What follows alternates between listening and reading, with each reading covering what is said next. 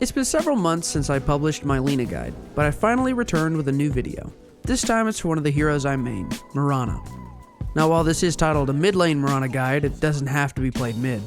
My build for off and safe lane are pretty much exactly the same, except maybe some support items early if I'm not the core. So while this is given as a mid guide, feel free to use it in off lane or safe lane. Without further ado, let's get to the guide. If you haven't noticed yet, I like to play satisfying heroes. Right-click heroes are not satisfying to me in any way, besides maybe Enchantress. I like heroes that hit hard and make you feel like you did something. Mirana is one of those heroes. Even after being nerfed over and over, she still holds up. She has escape for both herself and her team, nuke power, stuns that keep the enemy down for a considerable amount of time, and initiation.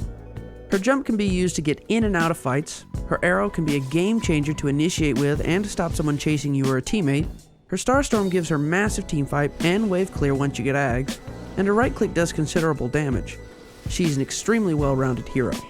She's great against heroes that are weak against magic, but her stun and right click means that she can take on tanks too, especially if you have one or two good teammates to back you up.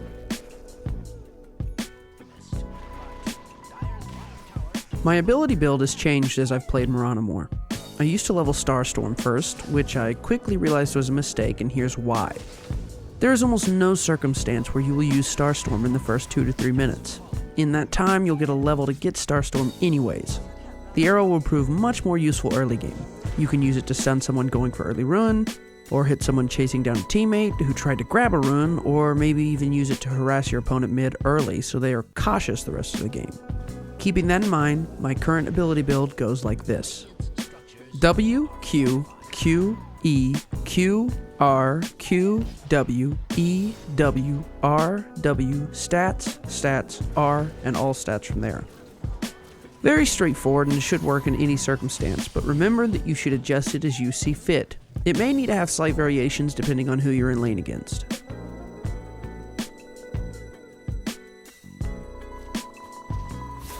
As soon as you get into the game, buy yourself some Slippers of Agility, a Sage's Mask, and a set of Tangos. You will use the items to build into the Ring of Aquila. Then you can pick up your brown boots to build into Power Treads, which you want switched to Agility. Then we can move on to the core items. The first core item is TP Scrolls. I really need to just add a little note that says always have TP Scrolls on you. But I put it in the build because the biggest mistake I see is that new players won't carry any of them. Or they may pick up one. You need 2 to 3 at all times. You never know when you're going to be able to pick up more or when you'll need to use them. One just won't do. Now, as for actual core items, you want to get Scepter first. The Scepter of course makes Starstorm a 10-second passive. That is, unless they've already nerfed it yet again by the time you watch this guide. It will be essential in pushing and fighting. Then you can pick up your Lincoln Sphere. Be sure to start with the Perseverance before building the other parts of it. Lincolns is always helpful. Even if you don't have heroes on the other team with ability targets, the mana regen, health regen, and stats are a huge plus when playing this hero. Now on to the late game. Right after we finish Lincolns, we want to go for an Ethereal Blade.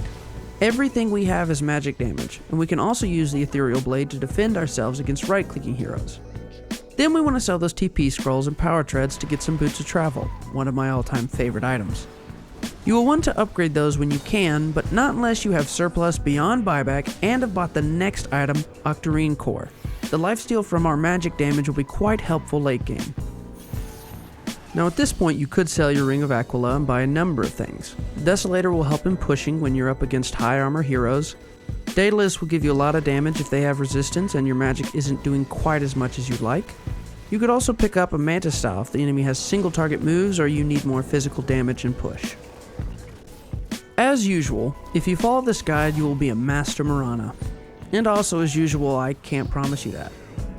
These guides are how I enjoy playing the hero. They're not set in stone, and you should always experiment to see if they work for you or not.